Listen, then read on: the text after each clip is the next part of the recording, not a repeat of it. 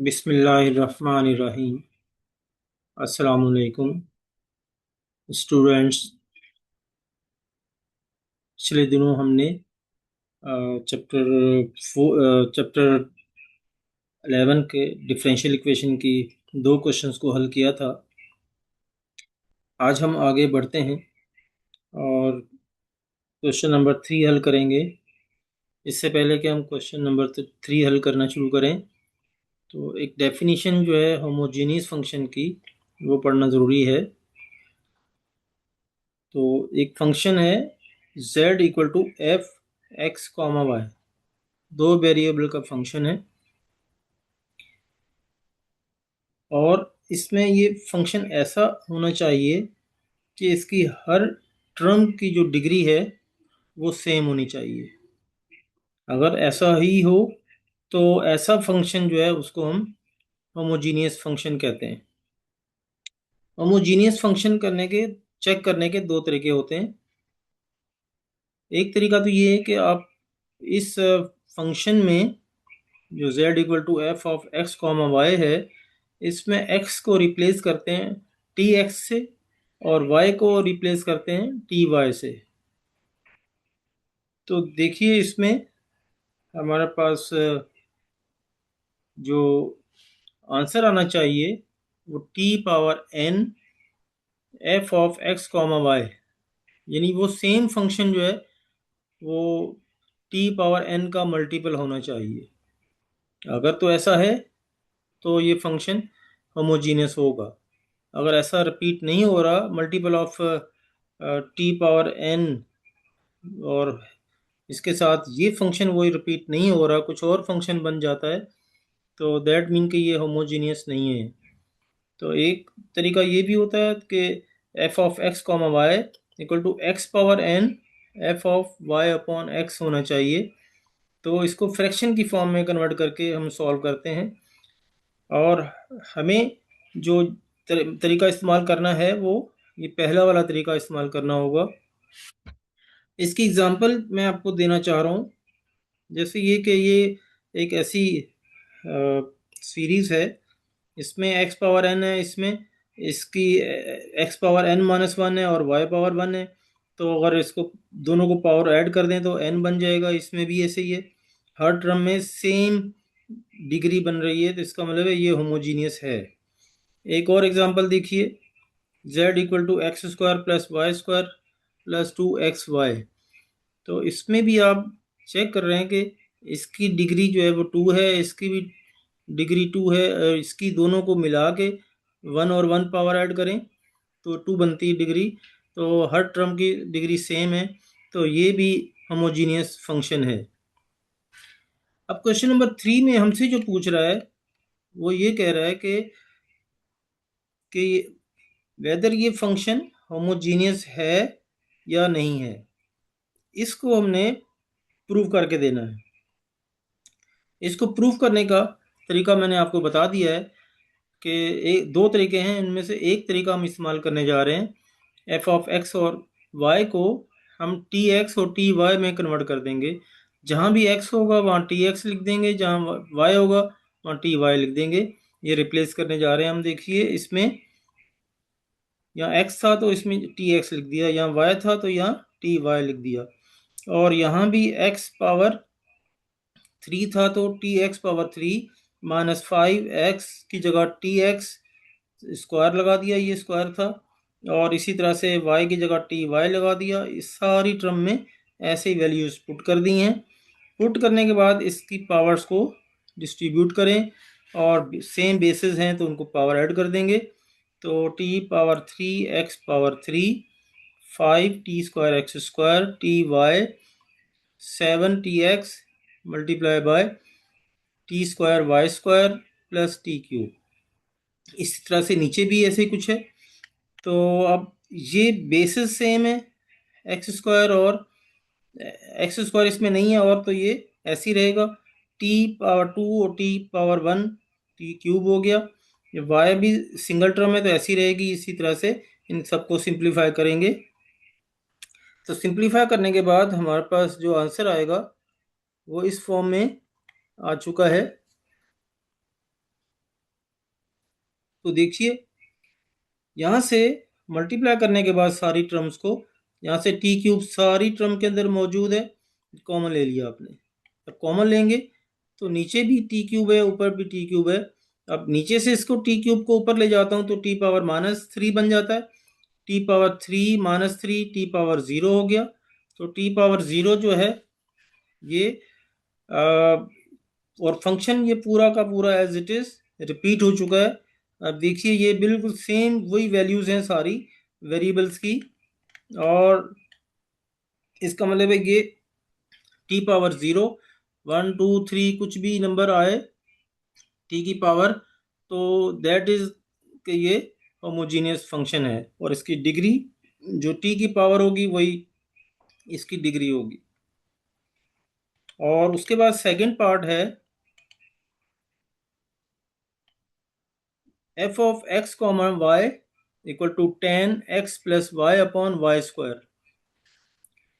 अब इसमें भी हम x को रिप्लेस करेंगे टी एक्स के साथ, y को रिप्लेस करेंगे टी वाई के साथ, और इसी तरह से इन टर्म्स के अंदर भी x की जगह टी एक्स और y की जगह टी वाई डाल देंगे, और नीचे जो वाई स्क्वायर है इसकी जगह भी टी वाई और होल स्क्वायर कर दिया।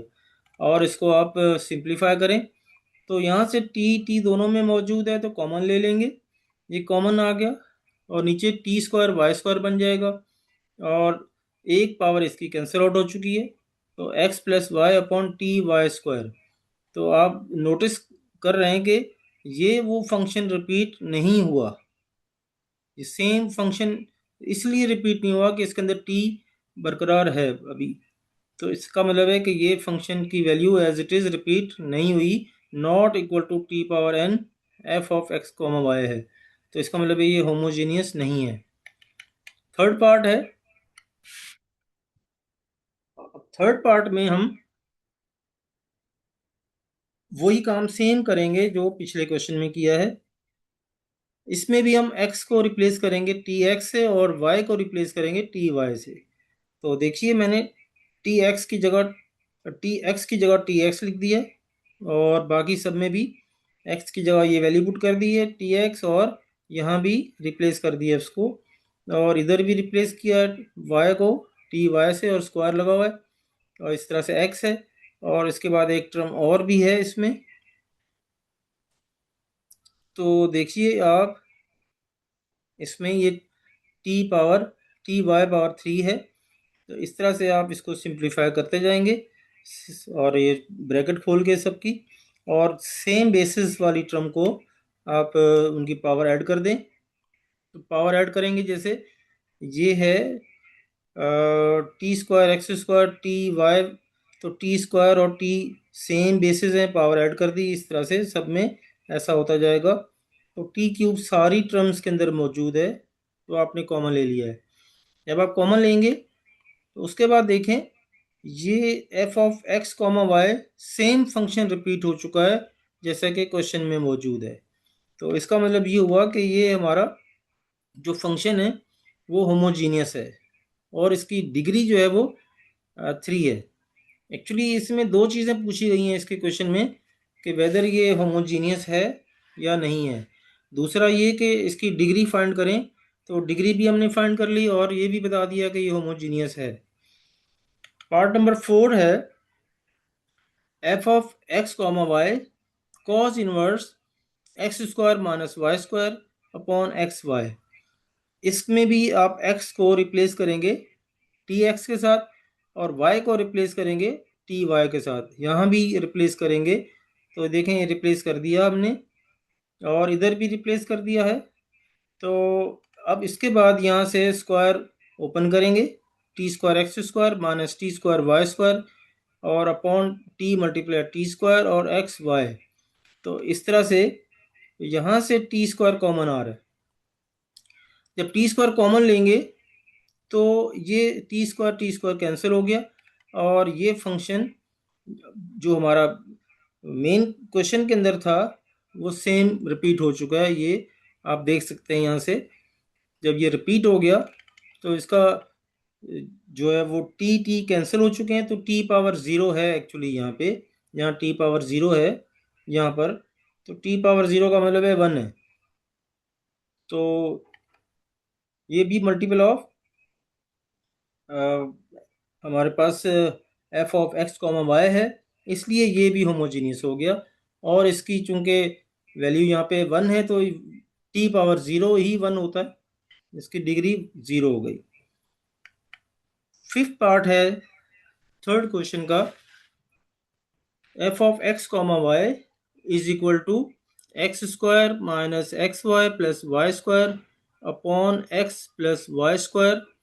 इसमें भी आप वही रिप्लेस करें, एक्स की जगह टी एक्स और वाई की जगह टी वाई, और यहाँ ऊपर भी हर टर्म में आपने इसको रिप्लेस कर दिया है, और नीचे भी एक्स की जगह टी एक्स और वाई की जगह टी वाई होल स्क्वायर कर दिया। अब यहाँ से इसको ओपन करेंगे स्क्वायर को, तो t square x square minus t multiply t square x y plus t square y square बन गया, और नीचे भी t x plus t square Y.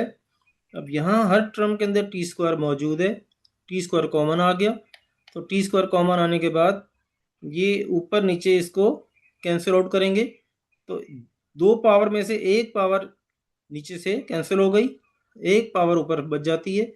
तो अब आप देखें यहाँ पे टी मौजूद है अभी भी, ये टी जो है इसकी मौजूदगी इस फंक्शन को वो सेम रिपीट नहीं होने दे रही, तो दैट मीन कि ये हमारा होमोजीनियस फंक्शन नहीं है।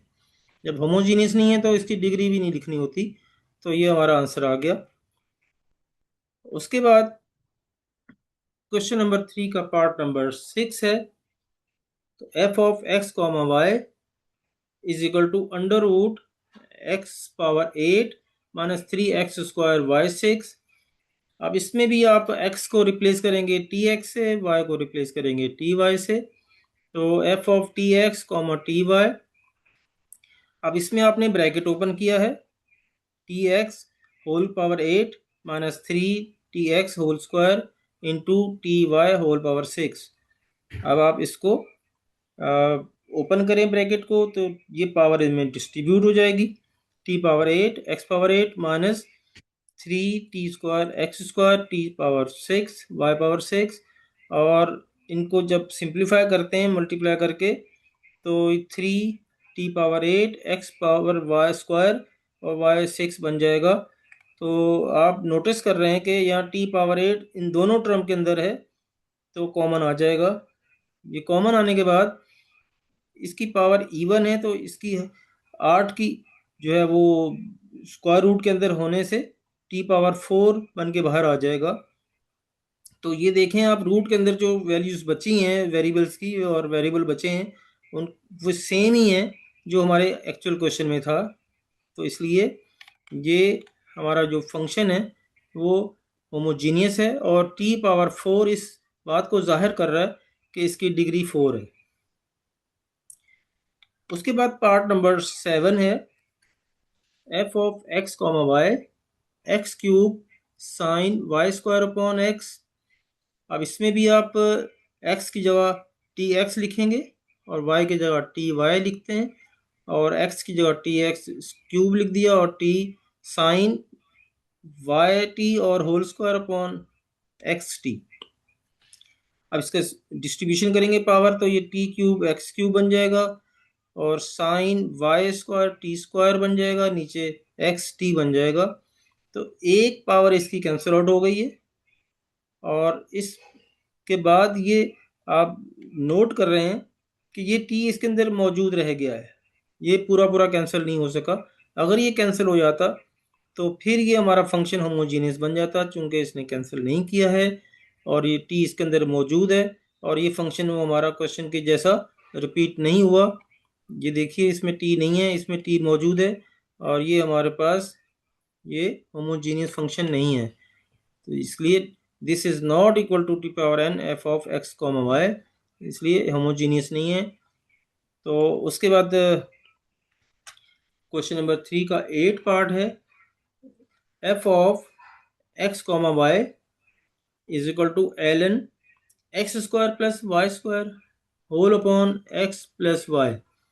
आप इसको भी रिप्लेस करेंगे, एक्स को टी एक्स से, वाई को टी वाई से, और तो इस तरह से यहाँ भी रिप्लेस करेंगे, नीचे भी।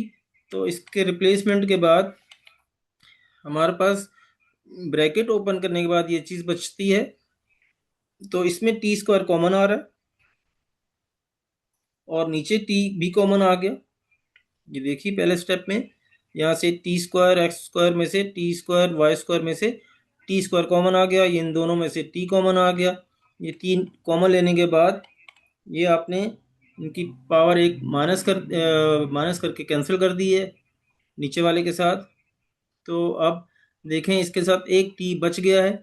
वो टी की मौजूदगी जो है इस बात को शो कर रही है कि ये हमारा question as it is function repeat नहीं हुआ, जैसा कि हमारे पास क्वेश्चन के अंदर है। यहाँ टी मौजूद नहीं है और ये टी इसके अंदर आ चुका है। तो इसका मतलब है कि ये उसके इक्वल नहीं है और ये भी होमोजेनियस नहीं है। तो चूँकि ये काफ़ी लंबी क्लास हुई है और अगर मैं क्वेश्चन नंबर 4 शुरू करता हूँ तो काफ़ी लंबा काम हो जाएगा, तो इसलिए हम यहाँ पे ही ख़त्म करना चाहते हैं। तो कल इंशाल्लाह बहुत ही इम्पोर्टेंट क्वेश्चन हम पढ़ेंगे, आयलर थ्योरम को वेरीफाई करेंगे, जो कि एग्जामिनेशन पॉइंट ऑफ व्यू से बहुत इंपॉर्टेंट है। और ये 2-3 क्वेश्चन जो हैं 4, 5 और 6 बहुत इंपॉर्टेंट क्वेश्चन होते हैं। इनको हम इंशाल्लाह कल अगली क्लास में हम करते हैं। और मेरी दुआ है अल्लाह ताला आपको कामयाबी अता फरमाए, आपको खुशियाँ अता फरमाए और आपको बरकत अता फरमाए, आपके तालीम में, इल्म में बरकत अता फरमाए।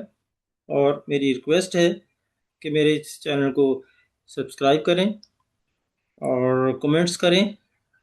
अगर आपको सही लग रहा है तो लाइक करें और दूसरों तक शेयर करें ताकि दूसरे भी इससे फ़ायदा हासिल कर सकें। आपका बहुत शुक्रिया। अल्लाह हाफिज़।